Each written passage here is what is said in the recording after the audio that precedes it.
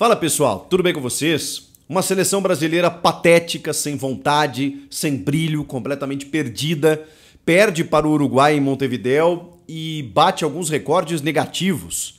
O Brasil não perdia em eliminatórias há muito tempo. Não perdia para o Uruguai há muito mais tempo. Que loucura, hein? Vamos falar sobre tudo o que está acontecendo na seleção? Chega mais, eu sou o Chico Garcia, inscreva-se no canal e vamos juntos!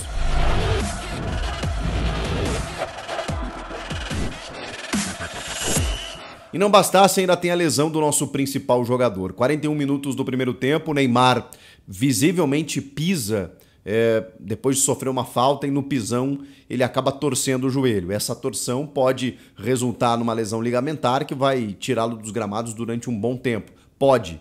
Evidentemente que isso ainda não está confirmado, mas conhecendo esse negócio, provavelmente não foi algo simples não. Ele sai chorando, pede substituição, há uma preocupação em relação a isso, ele vai fazer exames, evidentemente, mas assim, me pareceu uma torção e até daqui a pouco um rompimento ligamentar, o que vai deixar o Neymar muito tempo fora. O Neymar pode ser criticado por várias situações, mas ele ainda é o nosso principal jogador, o nosso melhor jogador. Não estava jogando nada, como a seleção não jogou, mas fica mais difícil, porque a distância técnica em relação ao potencial dele para os outros ainda é muito grande. E eu não estou falando só na seleção, estou falando em termos mundiais mesmo, em representatividade mesmo, que hoje ele tenha optado por jogar na Arábia Saudita. A qualidade técnica do Neymar é indiscutível. E na seleção, os números dele falam por si. A gente precisa dele para ganhar alguma coisa que seja. Sem ele fica um pouco mais complicado.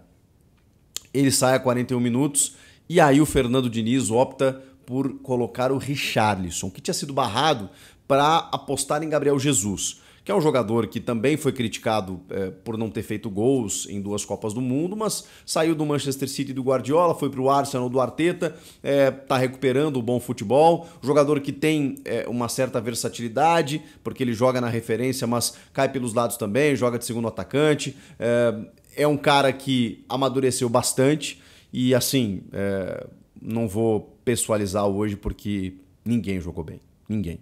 Mas a ideia do Diniz ao colocar o Richarlison foi visivelmente colocar o Rodrigo mais por dentro e abrir o Jesus para colocar o Richarlison na referência. Também não deu certo.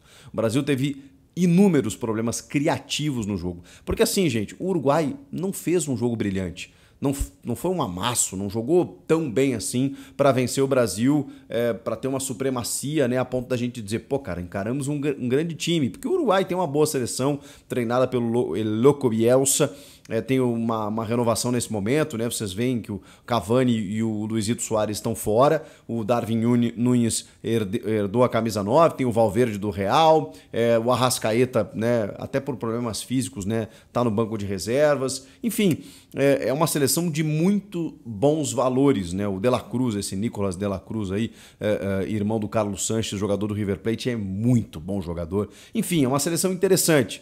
Mas a gente tem aquela máxima, né, de ser a seleção brasileira, de ter os principais jogadores protagonistas no mundo e tudo mais, e com a chegada do Fernando Diniz, aquela expectativa, né, de ter um jogo vistoso, plástico do futebol brasileiro, ficar mais com a bola, ser dominante e tudo mais. Não foi nada disso que a gente viu, gente. Nada disso. Nesses 2 jogos, o Brasil empata com a Venezuela e perde para o Uruguai. E aí, gente, a gente não perdia para o Uruguai desde 2001. 22 anos sem perder para o Uruguai. A gente não perdia em eliminatórias desde 2015, com o Dunga ainda. O Tite atravessou os 2 ciclos que ele comandou o Brasil nas eliminatórias com invencibilidade. Até o gol sofrido para a Venezuela, o Fernando Diniz já tinha tomado, né, já tinha sofrido os 2 gols que o Tite levou o ciclo inteiro para tomar. Então, assim, ainda tem gente que tem a pachorra de falar de Adenor Leonardo Bacchi. Você pode criticar o Tite por algumas escolhas na Copa do Mundo, e eu também as fiz, essas críticas, mas assim, não dá pra gente negar que o trabalho dele com a sua comissão técnica foi espetacular. Um trabalho de observação de atletas que nunca foi feito. O Tite se reinventou, porque na reta final ele começou com a possibilidade de levar 26 jogadores para a Copa a priorizar os atacantes de lado que estavam ganhando espaço no futebol internacional. Gabriel Martinelli, o Vini Júnior, o Rodrigo, ele levou todo mundo, cara. Existia um apelo popular para levar o Pedro no Flamengo, ele levou também. Ele deixou o Matheus Cunha de fora, por exemplo.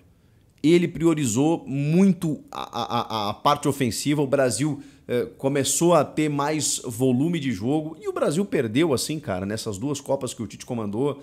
Pô, de novo a gente bate nessa tecla, mas parece que tem que ficar lembrando, né, cara? Pô, a Bélgica em 2018 era um timaço, cara, com Hazard, De Bruyne, porra, cara, assim, a gente ficar se apegando à Bélgica, qual é a tradição da Bélgica, era um time bom, cara, e a gente perdeu.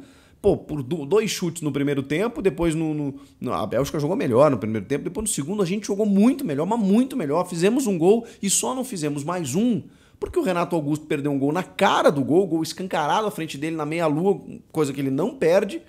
E depois, cara, o Brasil amassou a Bélgica. O Courtois pegou uma bola do Neymar na gaveta que só ele podia buscar, com aqueles 2 metros de altura. A gente ia pra prorrogação. Futebol, perdemos na bola. E contra a Croácia, cara, pô, aquele lapso de bobeira que fez com que a gente fosse eliminado. Fizemos o mais difícil, né? A gente faz um gol na prorrogação com o Neymar e aí vem aquele vacilo, aquele gol. Nos pênaltis a gente perde, com o Marquinhos e o Rodrigo desperdiçando. Cara, acontece. Agora eu não vou jogar fora o trabalho. Só que a galera esquece que esse trabalho nas eliminatórias ele é importante e ele é difícil de ser feito. Porque as equipes sul-americanas, a Venezuela, cara, mesmo se fortaleceu. Pô, a Venezuela tinha jogadores que atuam aqui no futebol brasileiro, que a gente valoriza muito. O caso do Soteldo, o caso do Ferrarese. Então, assim, entre outros, que eu até tô me esquecendo aqui, o próprio Rincon, que também está no Santos. Então, assim, as seleções se fortaleceram, renovaram, tem valores que jogam na Europa, na primeira prateleira, que estão nessas seleções da Colômbia, do Uruguai, do Chile, da Venezuela. E aí, cara?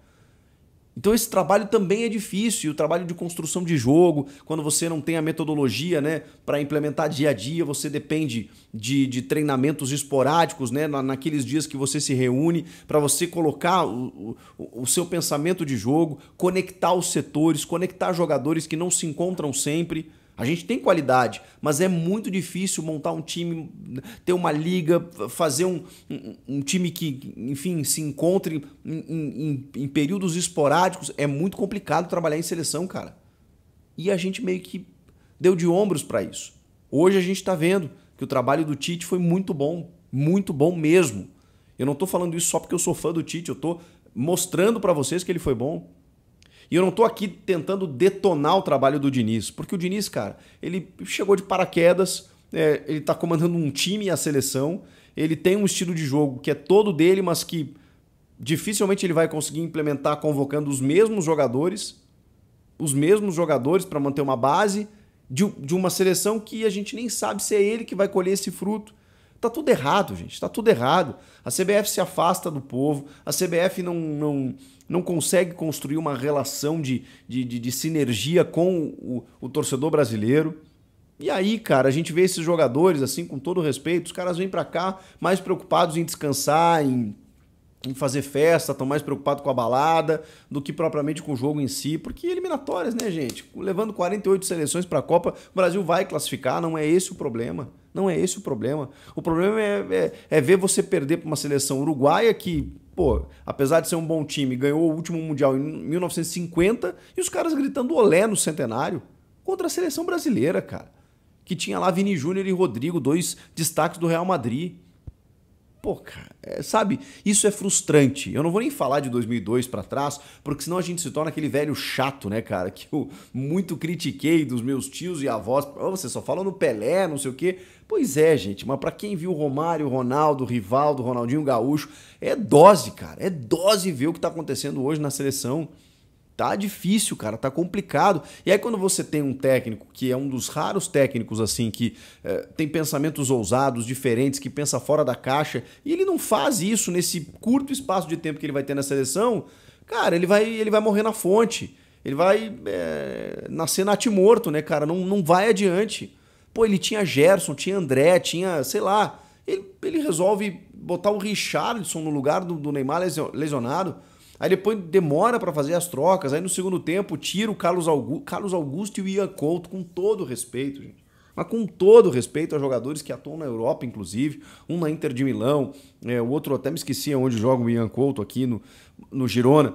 Cara, pô, sabe, é difícil, é difícil. Aí ele tirou o Ian, botou o David Neres, tirou o Carlos Augusto, botou o Arana, já tinha começado com o Arana contra a Venezuela, deu uma chance pro Carlos Augusto agora pro menino, né? O Caio Henrique tinha sido convocado lá atrás.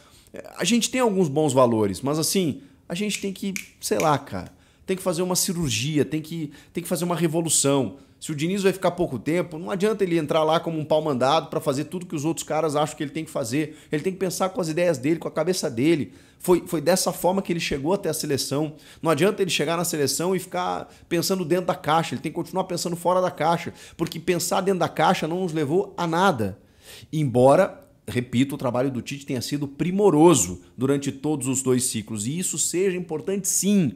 Só que assim, cara, se é para mudar, do jeito que tá, não vai rolar. Não vai rolar. Bom, a gente, como eu disse, né, o Uruguai venceu por 2-0. No primeiro lance, uma jogada pelo lado esquerdo em que o Marquinhos vai dar o bote lá no Maxi Araújo e acaba tomando um drible, o cara cruza pro Darwin Núñez, que no meio da defesa ele consegue até fazer uma volta de cabeça para vencer o goleiro. E depois no segundo tempo, cara, o mesmo Darwin Núñez faz uma jogada espetacular, mas ele passa por dentro do Casemiro e do Gabriel Magalhães para tocar para o Nico de la Cruz, grande jogador, fazer o 2-0. Uma cobrança de lateral do Bruno Mendes. Olha esse Uruguai aí. Bruno Mendes entrou no segundo tempo. O Vinha, vocês vão lembrar dele, lateral do Palmeiras, né? E o Piquerez também entra depois, também lateral do Palmeiras. Vários jogadores conhecidos aqui no nosso futebol brasileiro. O Arrascaeta deu uma aquecida ali em determinado momento, não entrou. Depois o Vecino entrou no lugar do Maxi Araújo. Essas foram as 4 trocas apenas que o Bielsa acabou fazendo no jogo. Bom, depois o Wenger entrou no lugar do Bruno Guimarães, o Matheus Cunha no lugar do Vini Júnior. E aí, como eu disse, o David Neres na do Ian e o Guilherme Arana na do Carlos Augusto. O Neymar já tinha saído para a entrada do Richarlison. Foram as trocas do Fernando Diniz que não resultaram em absolutamente nada. Uma seleção sem pegada, sem vontade, sem gana, sem fome, sem comprometimento e pelas notícias, né, que a gente acompanhou durante a semana, parece mesmo muito mais preocupada em fazer festa, balada, em curtir esses dias ali, do que necessariamente desenvolver algo para a nossa seleção. E ao Fernando Diniz, o recado de que ele precisa fazer alguma coisa, porque senão essa curta passagem dele pode ser mais curta ainda, porque a gente vive de resultados. Se com resultados o Tite era contestado e o Tite só perdeu nas quartas de final das 2 Copas que ele participou, vocês imaginem o Diniz titubeando nas eliminatórias. Meu Deus do céu. Comentem aqui o que vocês acharam do jogo, inscreva-se no canal, eu volto na próxima. Tchau!